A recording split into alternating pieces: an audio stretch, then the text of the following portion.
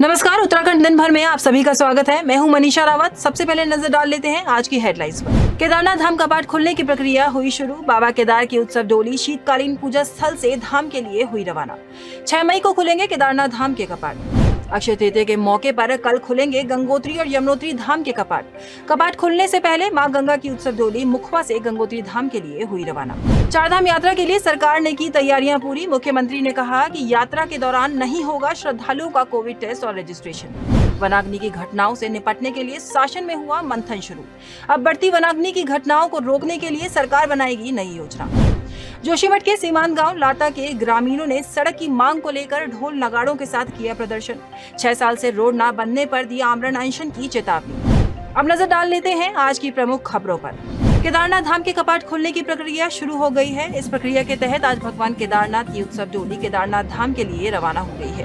यह डोली बाबा केदार के शीतकालीन पूजा स्थल ओमकारेश्वर मंदिर ऊखीमठ से रवाना हुई। आज यह उत्सव डोली गुप्तकाशी के विश्वनाथ मंदिर में रात्रि विश्राम करेगी। उसके बाद 3 मई को फाटा और 4 मई को गौरीकुंड में रात्रि विश्राम करेगी।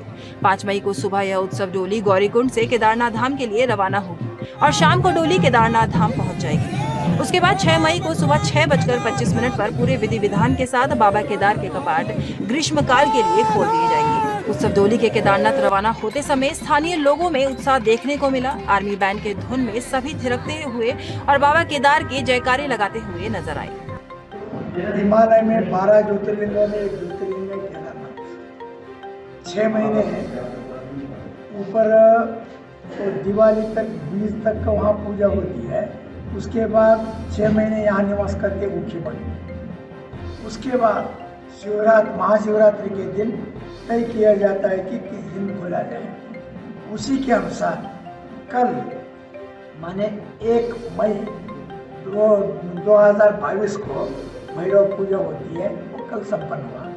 उसके बाद अभी जो केदारनाथ का डोली यहाँ से भिजवानी होगी और ये आज गुप्तकाशी में रहेगी, कल भाटा में रहेगा, परसों गौरीकुंड में 4 तारीख को रहेंगे, 5 तारीख को केदारनाथ धाम पहुँचे। उसके बाद 6 तारीख को 6:25 पर परंपरा के अनुसार केदारनाथ नावल जी द्वारा खरगोन द्वारा वो खोले जाएगा। उसके बाद हमने देश को संदेश दिया जाएगी कि यहाँ का इस साल का जो 6 महीने का कार्यकाल कैसे रहेगी, उसी के अनुसार सभी ने उसको उपयोग करके और दर्शन आशीर्वाद दे करके अपना जीवन बनाए।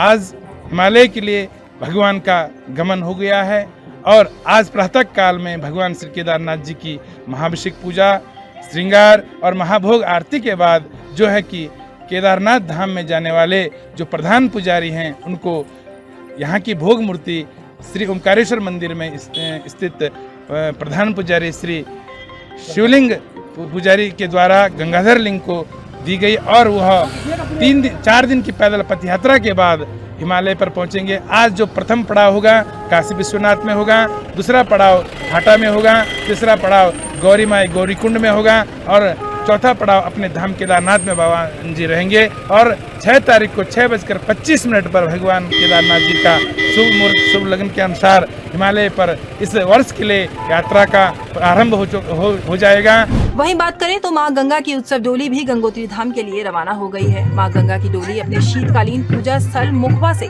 पूरे रीति रिवाज के साथ रवाना हुई। अब अक्षय तृतीया 3 मई को 12:15 पर गंगोत्री धाम के कपाट खोल दिए जाएंगे। मुखवा में मां गंगा की डोली रवाना होने से पहले डोली को सजाया गया था और पारंपरिक वाद्य यंत्र, ढोल, दमाऊ और आर्मी के बैंड की धुन पर डोली गंगोत्री धाम के लिए रवाना हुई। जय गंगा मैया। माँ गंगा जी की डोली आज सिद्धेश्वर देवता के सानिध्य में ठीक 12:15 बजे ग्राम मुखवा से गंगोत्री धाम के लिए प्रस्थान कर चुकी है। अभी मार्कंडे मंदिर में माँ गंगा जी का यहाँ पर अन्नपूर्णा मंदिर में विश्राम हो रहा है। उसके बाद देवी मंदिर में और रात्रि विश्राम घाटी में होगा।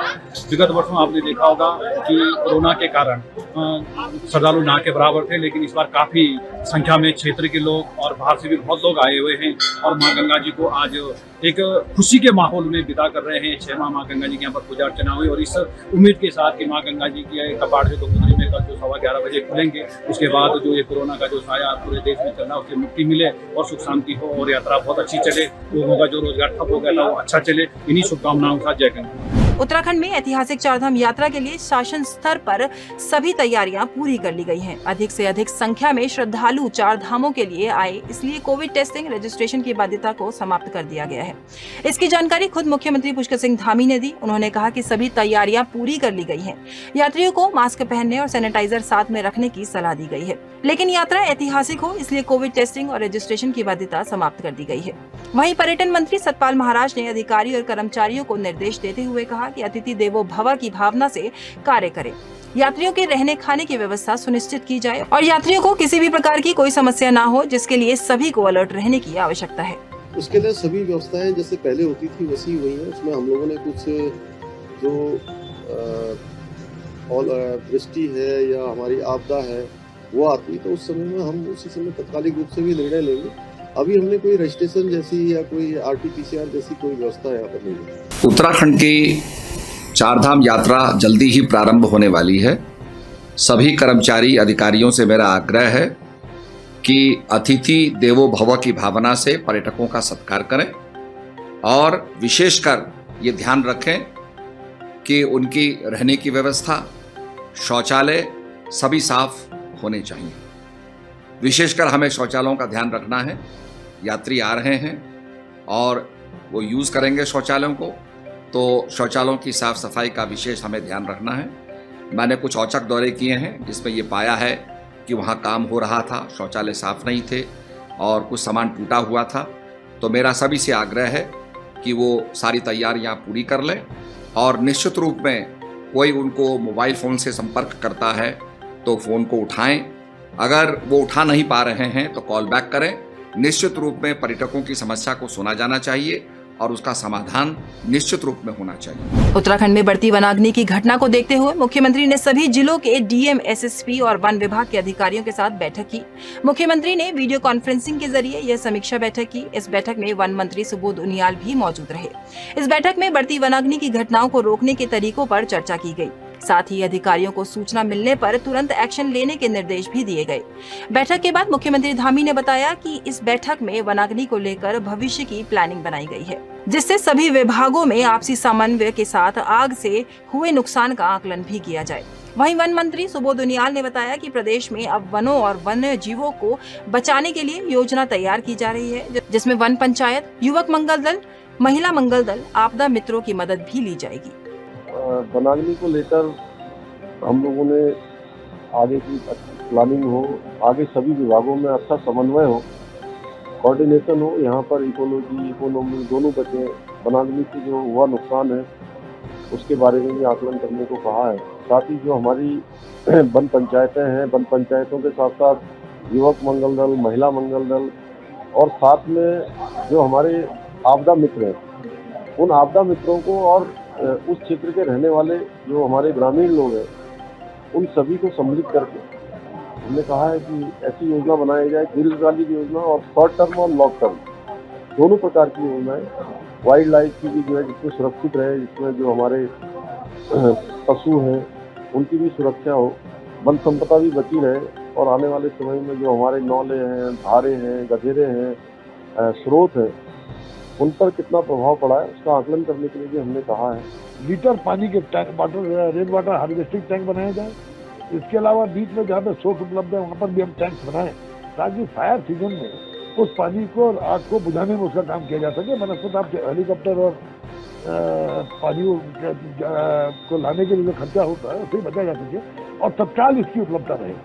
तो ये तमाम तरह के प्रयास किए गए हैं और इसी को लेकर के मैंने आपसे कहा कि तत्कालिक और दीर्घकालिक दोनों नीतियां बनाने पर हम लोग फोकस कर रहे हैं और मुझे पूरा विश्वास है कि जो दीर्घकालीन नीति हमारी बनेगी ये आने वाले समय में जंगलों की आग को रोकने में बहुत बड़ी सहायक होगी। चारधाम यात्रा के लिए उत्तराखंड पुलिस ने अपना रोड मैप तैयार कर लिया है। यात्रा में सबसे बड़ी समस्या जाम की समस्या से निपटने के लिए सभी तैयारियां पूरी कर ली गई हैं।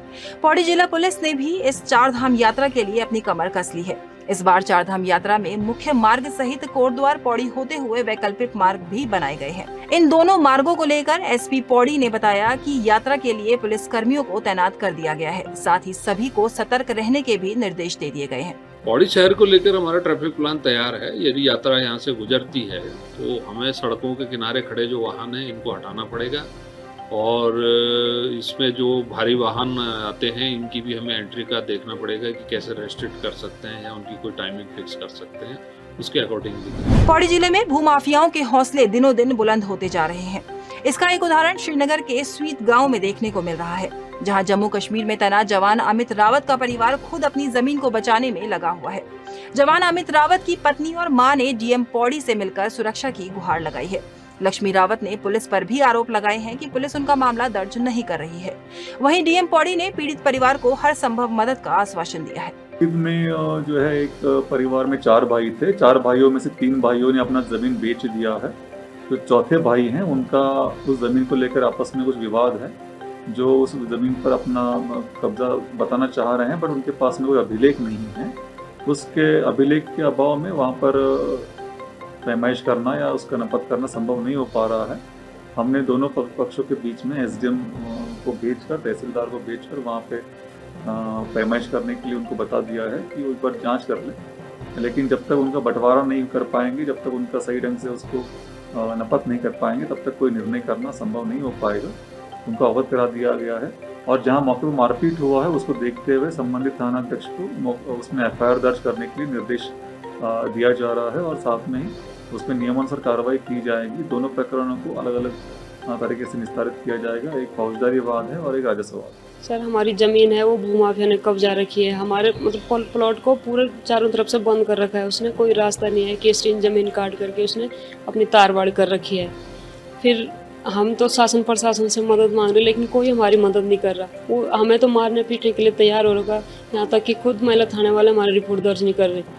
तो आज हम डीएम सर से मिलने आए हैं, तो हमें ये है कि डीएम सर जल्दी हमारी गुहार सुने, हमारी मदद करें। उत्तराखंड में चारधाम यात्रा मार्गों पर चारधाम यात्रा के दौरान निशुल्क स्वास्थ्य सेवाएं दी जाएंगी। सिग्मा हेल्थ केयर द्वारा निशुल्क सेवाएं दी जाएंगी। आज यात्रा शुरू होने से पहले मुख्यमंत्री पुष्कर सिंह धामी ने निशुल्क स्वास्थ्य सेवाओं के लिए फ्लैग ऑफ किया।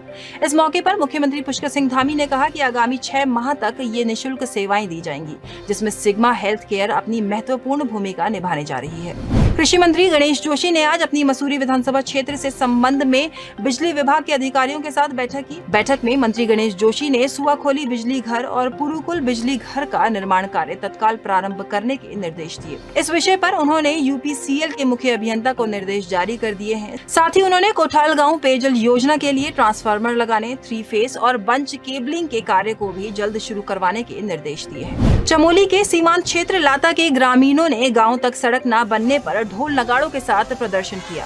साथ ही सरकार और प्रशासन के खिलाफ जमकर नारेबाजी की। एसडीएम जोशीमठ के कार्यालय पहुंचकर इन ग्रामीणों ने पीडब्ल्यूडी विभाग के खिलाफ अपना रोष व्यक्त किया, जिसके बाद उन्होंने एसडीएम के माध्यम से मुख्यमंत्री को ज्ञापन भी भेजा। इस ज्ञापन में कहा गया कि नंदा देवी मंदिर को जाने वाला 1.5 किलोमीटर का सड़क मार्ग पिछले 6 वर्ष पहले स्वीकृत हुआ था, जो कि अभी तक लंबित पड़ा हुआ है। अब इन ग्रामीणों ने सरकार को आमरण अनशन शुरू करने की भी चेतावनी दे दी है। हल्द्वानी में आज उस समय हंगामा मच गया जब कोतवाली के सामने एक महिला ने अपने पति की पिटाई कर दी। महिला हेल्पलाइन में शिकायत के बाद पति कोतवाली पहुंचा था। जैसे ही वह कोतवाली से अपनी बात रखकर बाहर आया, वैसे ही महिला ने उसकी पिटाई कर दी, जिसके बाद बड़ी मुश्किल से पुलिस ने मामला शांत करवाया।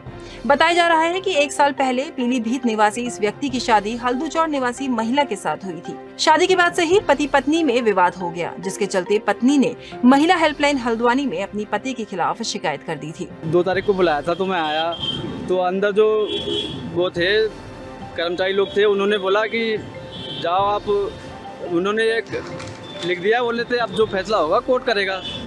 तो मैं जा रहा था, मैंने अंदर भी बोला कि ये देखो बदतमीजी कर रहे हैं मेरे साथ में, बाहर निकल के वो धमकी दे रहे हैं, बाहर निकल के मारेंगे पीटेंगे तुम्हें, ऐसा वैसा करेंगे। तो मैंने अंदर सूचना दे दी मैंने। उसके बाद में मैं बाहर आया, उन्होंने हाथापाई करनी चालू कर दी मेरे पास। विवाद चल रहा है कि वो मेरी जो बीबी है वो उल्टी सीधे काम करती है, कभी शाम को उठ के कहीं चली जाएगी और कभी अपनी हाथ की नस काट लेती है, कभी कुछ पागलपंती भूत खेलने लगती है, इसे पागलों की तरह करने लगती है, उससे कुछ बोल दो तो मारने लगती है। चारधाम यात्रा शुरू होने से पहले ही हरिद्वार में ट्रैवलर्स व्यवसायियों ने शासन की नीतियों पर सवाल खड़े कर दिए हैं। आज हरिद्वार जिला पर्यटन अधिकारी कार्यालय पर इन व्यवसायियों ने अपना विरोध दर्ज किया। टैक्सी मैक्स एसोसिएशन के महासचिव ने पर्यटन विभाग द्वारा हेलीकॉप्टर के टिकट बुकिंग करने के नाम पर गबन करने का आरोप लगाया। साथ ही उन्होंने इस मामले की जांच कराने की भी मांग की है। हेलीकॉप्टर की एक बड़ी समस्या हमारे सामने देखने में आई। कल विंडो 11 बजे खुलना था हेलीकॉप्टर जो टिकट बुकिंग होती है केदारनाथ शटल टिकट की। 11 बजे से हम लोग सब अपना सिस्टम के आगे बैठ गए, सैकड़ों हज़ारों आदमी बैठ गए, पूरे देश के लोग आगे सामने बैठ गए और वो साइट लगातार क्रैश होती गई। धीरे समय बीतता गया और ऐसे करते करते पूरा दिन बीत गया। लगभग रात के 11 बज गए, सुबह 11 बजे से बैठे बैठे। और टिकट की जो व्यवस्था है, जो हमारी एडमिन आईडी है, जो हम ऑथराइज टूर ऑपरेटर्स हैं उत्तराखंड यूटीडीपी के द्वारा, टिकट हम बुक ही नहीं कर पाए क्योंकि वो एडमिन आईडी से टिकट कोई बुक ही नहीं हुए। लगभग हमारी संस्था में 100 से अधिक मेंबर हैं, लेकिन अब सबका अगर जोड़ करें तो लगभग हम मात्र 30-40 टिकट ही मात्र पूरे 100 लोग मिलकर बुक कर पाए। और आपको हंसी की बात ये बताऊं कि जो पूरी 18,000 टिकट है वो सोल्ड आउट हो गई। तो आज हम यहाँ कार्यालय में आए थे अपने डीटीडीओ साहब से पूछने के लिए, साहब ये 18,000 टिकट कहाँ चली गई? अगर यही व्यवस्था रहेगी तो हमारा रोजगार खत्म हो जाएगा, हम बेरोजगार हो जाएंगे।